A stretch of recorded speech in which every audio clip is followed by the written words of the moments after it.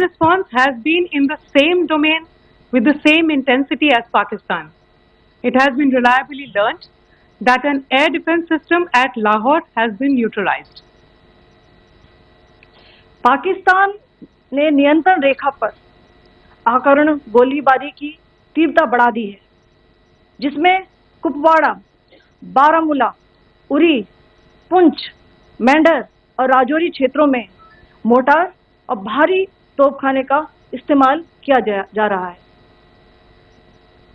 Pakistan has increased the intensity of its unprovoked firing across the line of control using mortar and heavy calibre artilleries in areas in Kupwara, Baramulla, Uri, Poonch, Mendhar and Rajouri sectors in Jammu and Kashmir.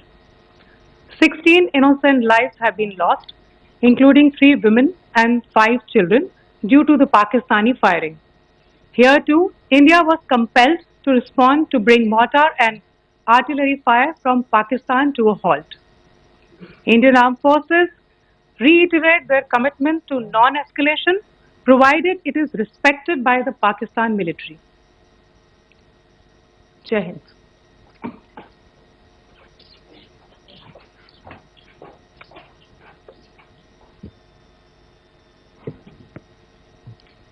Thank you. Friends, this is, as I said, further to the briefing that was provided yesterday and some of the updates that have been just provided by Colonel Qureshi and Wing Commander Singh.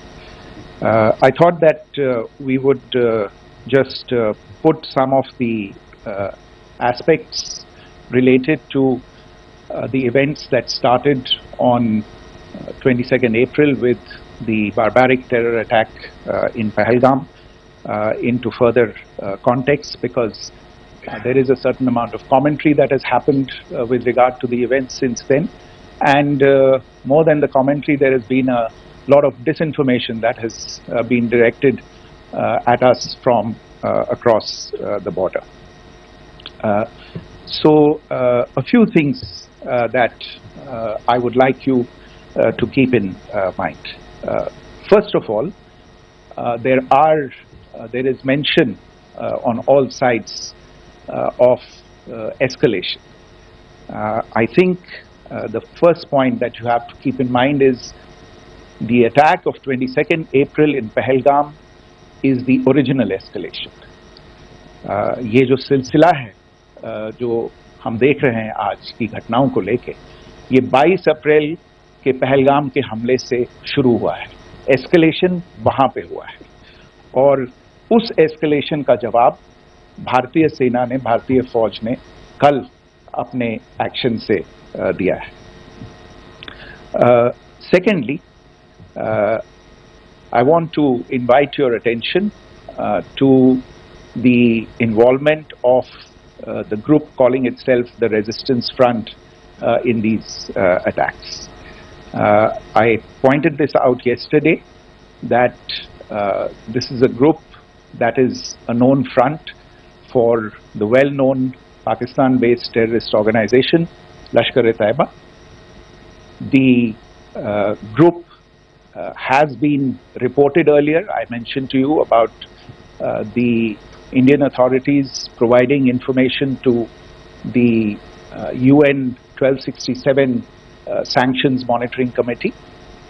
And in fact, we are going to be meeting with the team again very soon, and we will be providing an update to the information that we have provided earlier.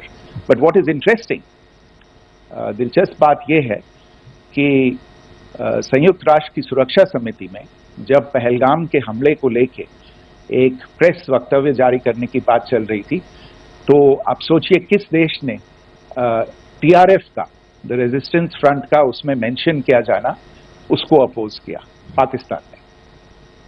This was after the fact that the TRF claimed responsibility for this attack not once but twice within a few hours after the incident on the 22nd of April, and then again on the morning of 23rd April. And it is perhaps only after the full gravity of the incident was realized by its masters and handlers across the border that it was managed to back off from this claim. Obviously, that retraction doesn't convince anybody. तीसरी चीज जो मैं आपसे कहना चाह रहा था, और कर्नल कुरैशी और विंग कमांडर सिंह ने कल भी बड़े स्पष्ट शब्दों में और आज भी आपसे ये बात साझा की है। जो भारतीय रिस्पॉन्स है वो नॉन एस्केलेटरी है, प्रिसाइज है, सटीक है, मेजर्ड है और कंसिडर्ड है। Our intention has not been to escalate matters. We are only responding to the original escalation, as I said, and our response has been targeted, precise, controlled and measured. Only no military targets have been selected. Only terrorist infrastructure in Pakistan has been hit. Now, there are, as I said, a number of issues that have been raised in commentaries, and there's a lot of, as I said, unfounded disinformation and fabrication that has come from across the border. And I would just like to use this opportunity to set the record straight on some of these issues. The first of these is Pakistan trying to wash its hands off any and all involvement with terrorism.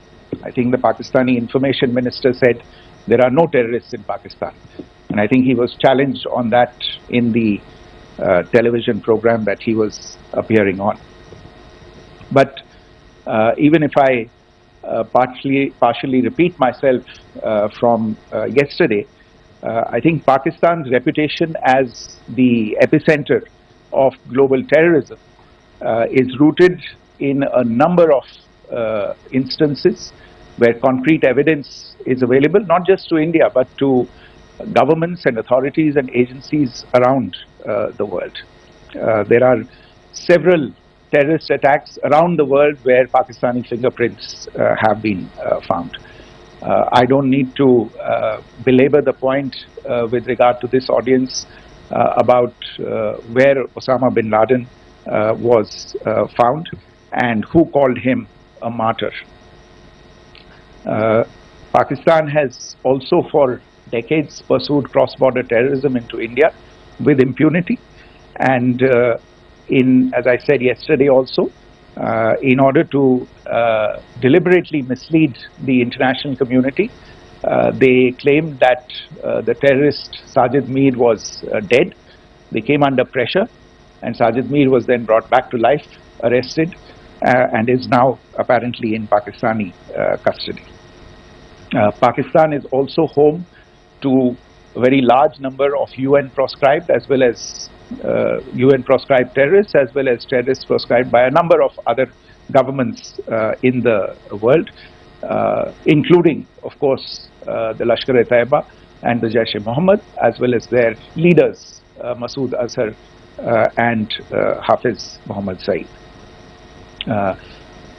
आपने देखा होगा हाल ही में पिछले ही कुछ दिनों में पाकिस्तान के रक्षा मंत्री और उनके पूर्व विदेश मंत्री दोनों ने इस बात को माना है कि पाकिस्तान का ऐसे ग्रुप्स के साथ जो रिश्ता है वो क्या रहा है. Both the defense minister and the former foreign minister of Pakistan, I think they've done a more eloquent job of this than I could ever do in terms of describing their country's implication in international terrorism and their involvement in housing these kinds of groups. दूसरा जो विषय है वो है पाकिस्तान का जो एक दावा है कि एक इंटरनेशनल impartial investigation होना चाहिए, एक joint investigative committee होनी चाहिए. These calls for jointly investigating this heinous and barbaric attack in Pahalgam. Again, I think you know the history well on this. You know the track record well, and it is not a bright track record insofar as Pakistan is concerned. In fact, in the pursuit of justice for the victims of multiple terrorist attacks, whether it be Mumbai in 2008, in Pathankot in 2016, or many others, but in particular for these two attacks, India had offered to cooperate. India provided forensic evidence and urged Pakistan to bring the perpetrators of these attacks to justice. We, in particular with regard to the Mumbai attacks of 2008, where a Pakistani Lashkar-e-Taiba terrorist was captured alive, India provided extensive information and evidence related to the involvement of Pakistani terrorists in this attack. Cases were registered, but you are all aware that these cases have not progressed despite the formation of judicial teams, etc. And Pakistan has consistently stonewalled all efforts to move the investigation along. In fact, with regard to the Pathankot attack as well, a joint investigative team was formed. We gave access, unprecedented access, I should say, to Pakistani team to the site of the attack. Details of call records data and DNA, etc., were shared with Pakistan. We had shared with them details related that we had been able to access to the addresses of terrorists. We presented evidence against the office bearers of Jaish-e-Mohammed who had conspired in the attack, and the handlers of the terrorists who facilitated them and guided them in. But there has been no movement on this. So in all of this, I think the experience has not been positive, and it certainly doesn't give us the confidence now to take at face value Pakistani assertions of wishing to participate in a joint investigation. These are just delaying tactics, these are just stonewalling tactics. And in fact, there is reason to believe that Pakistan uses the evidence that we provide only to cover its tracks and in fact defend the terrorists who we are looking for and obstruct the path of investigation. A third point that I wanted to address was the claim that only civilians were killed in the strikes on the 7th of May. We have made the point very clearly that all attacks on the morning of 7th May were against carefully selected terrorist infrastructure, terrorist targets. It is not clear to us, in fact, seeing some of the coverage of the after effects of these strikes, including the funerals for the terrorists that were held yesterday. I think a lot of you have seen the reports and the coverage on media. If only civilians, if any civilians were killed in these attacks, I wonder what message this picture actually sends to all of you. This is a question that is worth asking. It's also odd that the funerals of civilians are carried out with the coffins being draped in Pakistani flags and state honors being accorded. As far as we are concerned, the individuals eliminated at these facilities were terrorists. Giving terrorist state funerals may be a practice in Pakistan. Doesn't seem to make much sense to us. Pakistan has also claimed that India deliberately attacked religious sites. This is completely false again. I have made it clear that the targets were terrorist infrastructure, terrorist facilities, and locations connected clearly with incidents of cross-border terrorism into India. And it is in fact Pakistan that is misusing religious sites as a cover to in fact radicalize, direct and indoctrinate and train terrorists.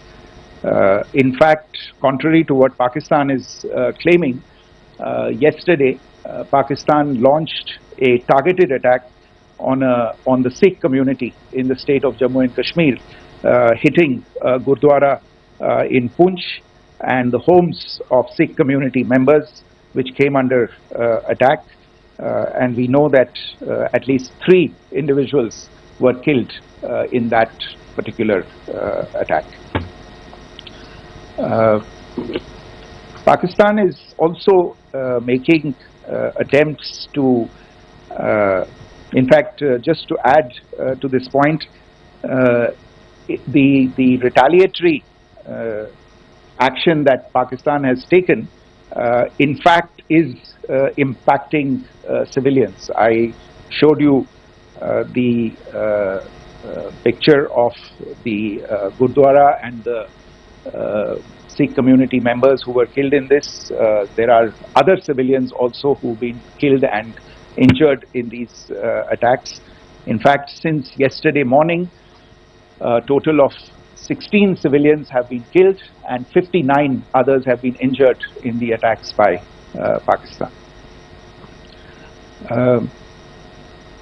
Not only this, Pakistan is also making attempts as part of its disinformation campaign to paint our action with regard to cross-border terrorism through the communal angle. If that is the issue, then I think I can do no better than to cite or point you in the direction of the Pakistan Army Chief's speech of 16 April 2025. I think that is the last word in communal rhetoric. And in the Pahalgam attack itself, you are aware of the kind of religious profiling that was done there, and perhaps there is a linkage between these two events. I can only say that these nefarious designs will not be allowed to succeed in India. And it is to be noted that people from all faiths, all religions, all regions in India have unequivocally, not just in India but around the world, have condemned these attacks. The Pakistani claims of now responding to India's strikes of the 7th of May. As I said right at the outset, it is India which is responding. The original escalation was by Pakistan on the 22nd of April. We are the ones who are responding to that escalation with the action that was taken yesterday morning. And again, I would like to emphasize that the action was restrained. It was directed towards non-civilian, non-military targets and confined to terrorist camps. And again, as we have been saying since yesterday, any further action by Pakistan, some of which we are seeing today, is nothing but escalation by Pakistan now once again, and will be responded to and is being responded to appropriately. One point that I wanted to also address was the allegations to the targeting of a dam, the Neelam Jhelum project in Pakistan-occupied Kashmir. I want to say that this is an absolute and complete fabrication and a blatant lie. India has targeted only and only terrorist infrastructure. and the details of that terrorist infrastructure, together with the locations, were shared with you yesterday by Colonel Qureshi and Wing Commander Singh. I should note that if this kind of a claim is a pretext for targeting Indian infrastructure of a similar nature, Pakistan will be entirely responsible for the consequences that will undoubtedly follow. Finally, I want to address some issues that have been raised related to the Indus Waters Treaty and the disinformation that has been raised in regard to that as well. The fact is that there have been fundamental changes in the circumstances in which the Indus Waters Treaty was concluded, and they call for a reassessment of the obligations under the treaty.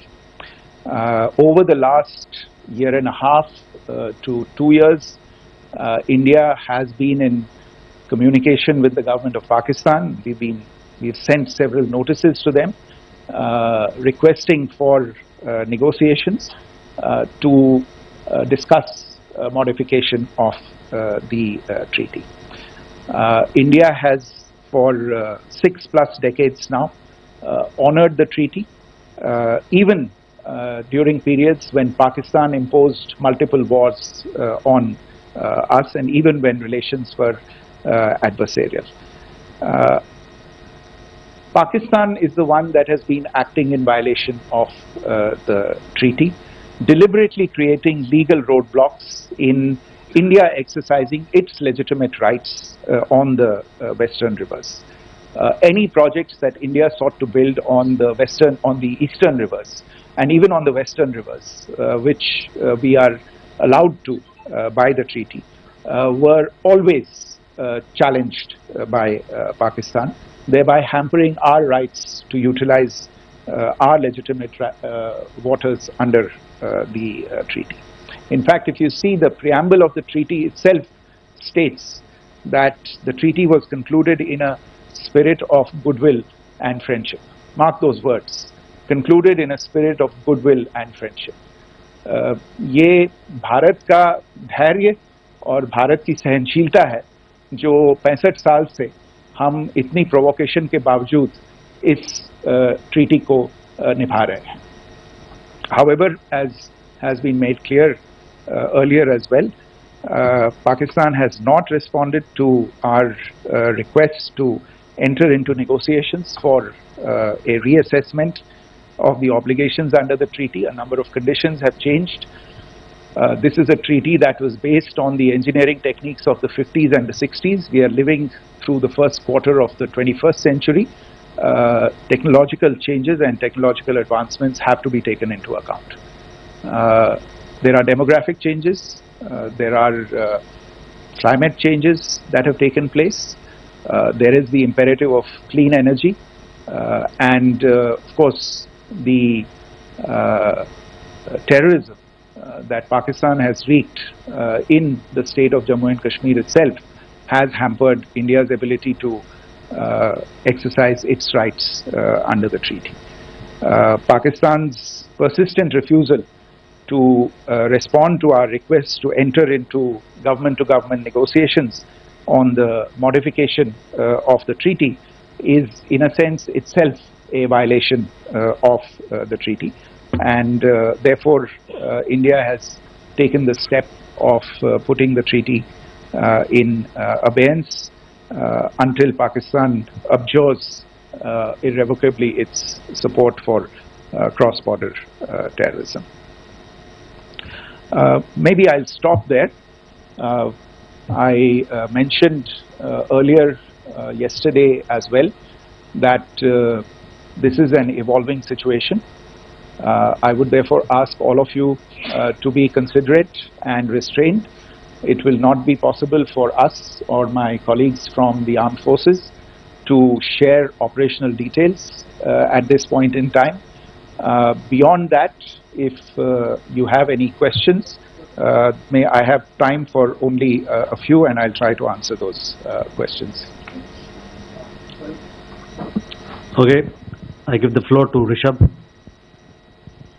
One Secretary, good evening. This is Rishabh from Times Now.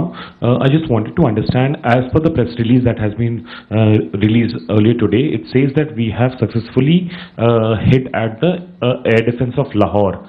Does it give our forces a better chances if in case of further escalation? And are there other air defense places as well at strategic location that were targeted? Rishabh, you are violating the first rule that I set out at the end of my remarks. The press release that has been issued by the Ministry of Defence today speaks for itself. It is related to operational matters. It's been released by the Ministry of Defence. As more information becomes available, it will be released at the appropriate time. Once again, please don't go into operational details at this point in time, because this is a constantly evolving situation. Yeah, go ahead. Foreign Secretary Smita Sharma, just wanted to ask, the Pakistani Minister Ishaq Dar in an interview has claimed that the national security advisors of India and Pakistan have spoken to each other. If you could confirm or deny, and is complete severance of diplomatic ties with Pakistan also on the table? I have no information with regard to contacts between the two national security advisors. Insofar as diplomatic relations are concerned, you've seen the steps that were announced in response to the following the meeting of the Cabinet Committee on Security on the 23rd of April. There are no further steps that are under consideration at this moment in time. Yeah, go ahead. Foreign secretary, मेरा नाम मनीष है, मैं TV9 Bharatvarsh से हूं, और आपने खुद ही बताया कि कितना मिस इन्फॉर्मेशन क्रॉस बॉर्डर से आ रहा है, बल्कि ऐसा लग रहा है जैसे पाकिस्तान के प्राइम मिनिस्टर और डिफेंस मिनिस्टर तक भी प्रोपेगेंडा करने में मिस इन्फॉर्मेशन में आ गए हैं।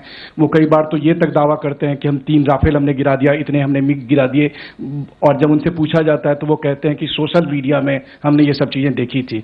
तो अगर आधिकारिक तौर पर अगर आप कुछ कह सकें इस पर, ताकि उन्हें भी समझ में आए कि इस तरह के प्रोपेगेंडा नहीं चलने वाला है। देखिए, जब सही समय होगा तो आधिकारिक तौर पे इसके बारे में सूचना दी जाएगी, लेकिन जो आपका प्रश्न है कि प्रधानमंत्री और उप प्रधानमंत्री और विदेश मंत्री, उनके रक्षा मंत्री इस तरह की बातें कर रहे हैं, तो इसमें अचरज की कोई बात नहीं है।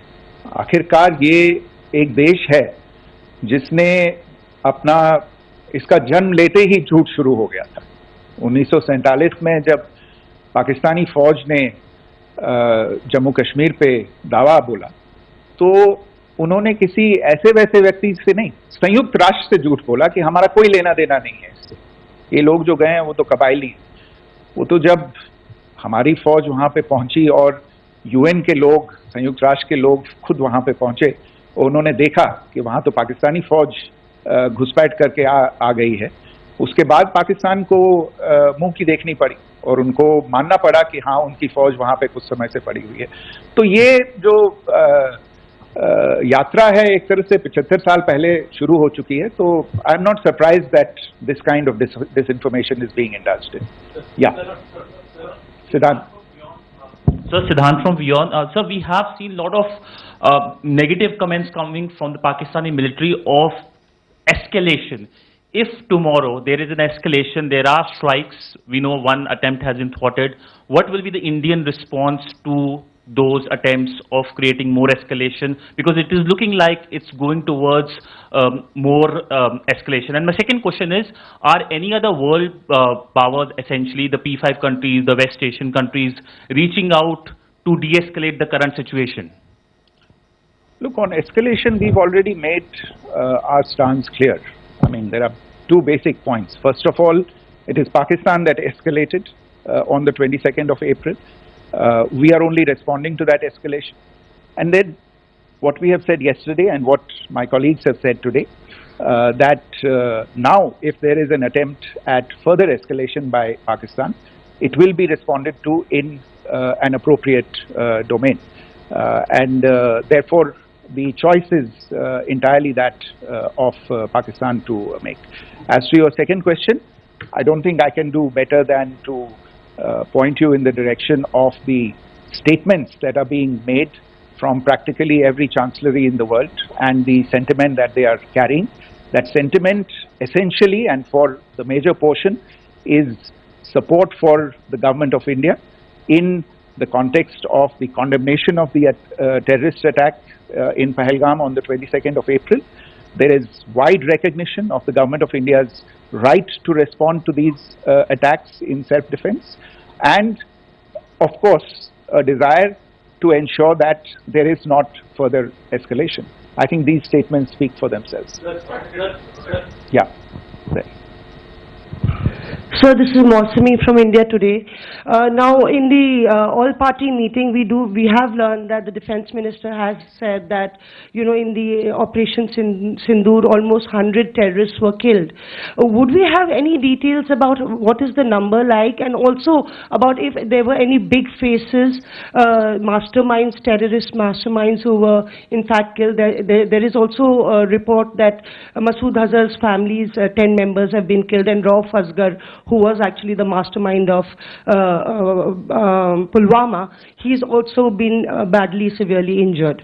I don't have information at this point in time to share with you on these issues, but as I said, I think you know, there is so much information out there on television, in the news media, in social media, that it sometimes looks like a long time has passed since this. Please understand that slightly over 36 hours only have passed since this operation was undertaken. Let us have some patience. Information will come out. It will be shared in due time. Shruti. Thank you, Foreign Secretary.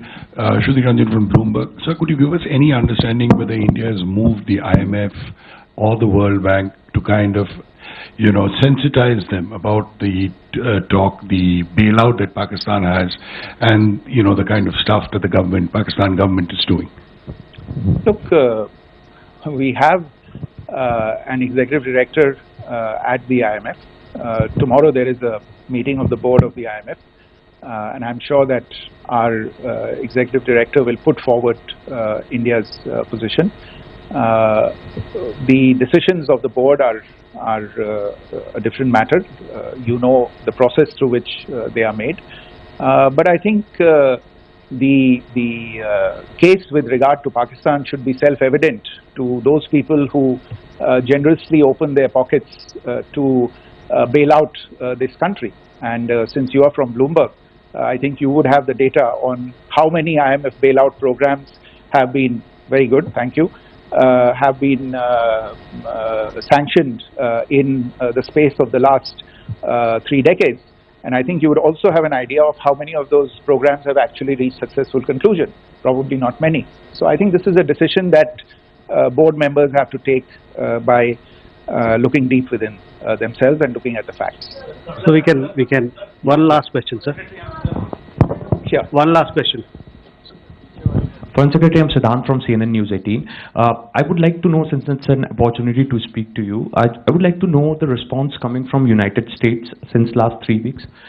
Saudi Arabia, Qatar. In fact, Prime Minister Modi spoke to Qatar before the strikes that evening. Perhaps how do you read the support coming from these countries? Perhaps traditionally they were seen on the other side. This time around, their statements are strong worded. In fact, India-Saudi joint statement also had a very strong condemnation, strong worded condemnation. United States at all levels have condemned the attack and have extended support. In fact, Saudi Deputy Foreign Minister is in India. He just met EMS Jaishankar. Also, if you could shed some light on his visit, his meeting with EMS Jaishankar. In fact, we have also been told that he met Prime Minister Modi. Thank you. Look, all the countries that you named and many others, we have been in touch with them. The Prime Minister has spoken to a large number of world leaders. A large number of world leaders have called him, as have called the External Affairs Minister. As we speak, there are conversations going on today as well with world leaders. And your assessment or conclusion of the general tenor of these messages is very much on point. And I think this is a recognition of the fact, firstly, of the barbaric nature, the unprecedented nature and character and features of the attack in Pahalgam, and a recognition of India's right to respond to this, and also a recognition of the fact that in responding, we have been nothing but responsible and have done so in a restrained, in a measured, and in a non-escalatory manner. I think that counts for something. People have taken that into account, and that is what is explaining the kinds of reactions that we are seeing. And we appreciate the sentiments and the statements that have been made by the vast majority of world leaders.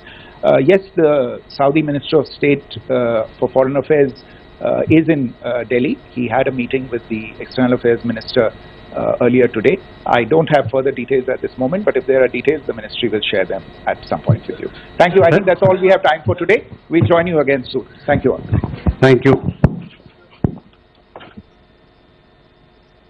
To this briefing by Foreign Secretary Shri Vikram misthri on the ongoing developments regarding Operation Sindoor. We also have with